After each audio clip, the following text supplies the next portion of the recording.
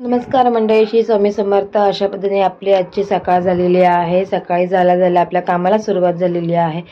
टिफिनला रोज काय बनवायचं हे आपल्या प्रत्येक डोक्यामध्ये चालू असतं. सो मी आज स्टीला टिफिनला फ्रेंच फ्राईज करून दिलेले होते आणि 2 बटाटे उरलेले, त्याचे मी काचऱ्या केलेल्या होत्या.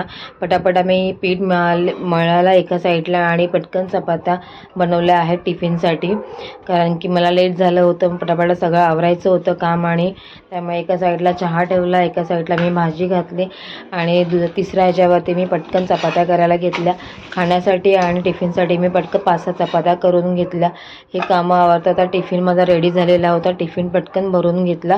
वेळ होता तेव्हा त्या वेळेमध्ये पटकन झाडू मारून लादी पुसून घेतली मी आणि अशा प्रकारे माझी घरातली कामं आवरली. वेळ होता म्हणून मी थोडा वेळ पटकन जाऊन झाडांना पाणी घातलं. दुपारपर्यंत ते सुकून जातात. ट्रेनचं ट्रॅव्हलिंग करून मी ऑफिसपर्यंत पोहोचले. तुम्हाला ब्लॉग कसा वाटला नक्की कळवा. धन्यवाद.